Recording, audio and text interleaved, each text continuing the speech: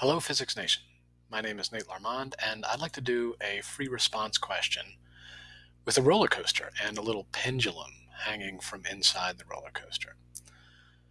And I think it goes through 5 different states. So, state 1 is pretty simple. The car's at rest. So, if they start asking you about forces, you're going to do Newton's law. So, if the sum of the forces is 0, there's no acceleration. So, if it's not moving, the sum of the forces in the vertical direction and horizontal direction are nothing. The free body diagram is pretty simple. mg, or the weight, pulls downwards, force due to gravity, and the tension pulls upwards. Like I said, the sum of these two forces is 0. So we just do F equals ma, or W equals mg. 0.1 times 10 is roughly a newton. 100 grams weighs roughly 1 newton, or 0.98 newtons. And that's the downwards force, so then the tension has to be equal to 1 newton. Okay, case 2 is we are accelerating horizontally. So here we go. Now we have 5 meters per second squared of acceleration, half a g of acceleration. It's pretty big. Okay, so now we are not in equilibrium. When we were just sitting there, we were in equilibrium. And now the sum of the forces is not equal to 0. Well, actually in the vertical direction, the sum of the forces is equal to 0. So this question's kind of weird. They don't want the tension. They want the horizontal component and vertical component of the tension. So, it's a reading comprehension test. Read carefully. So that actually makes the problem more simple. It's in vertical equilibrium.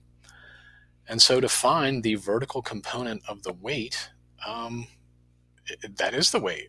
The sum of the two forces is 0, and so the vertical component minus the weight equals 0. In other words, they are equal but opposite.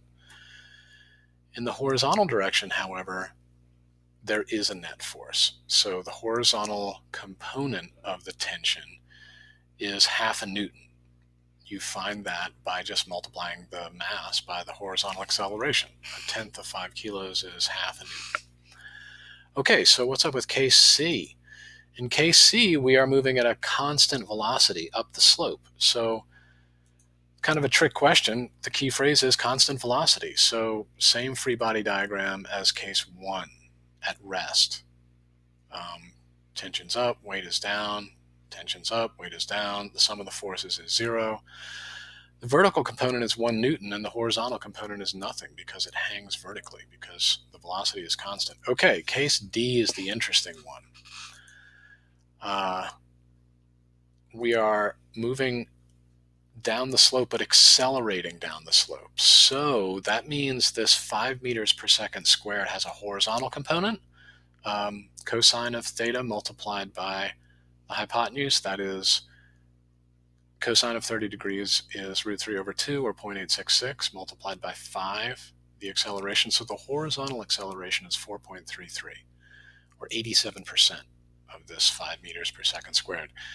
And the vertical acceleration is half of the hypotenuse. Sine of theta is 0.5, sine of 30 degrees. So it has a downwards acceleration of negative 2.5 meters per second squared. That means when we do F equals ma, we have to be careful. Don't use 5 meters per second. Use 4.3 for the horizontal component. 0.1 kilos multiplied by 4.3 is 0.4 meters per second squared. So that is the horizontal component of the tension. And the vertical component, same deal, F equals ma, except watch your signs, be careful, the acceleration is negative, weight is negative. The vertical component is up of the tension, so we have negative weight, positive vertical component equals negative acceleration. And 1 minus a quarter is 0.75. Okay, how about the roller coaster?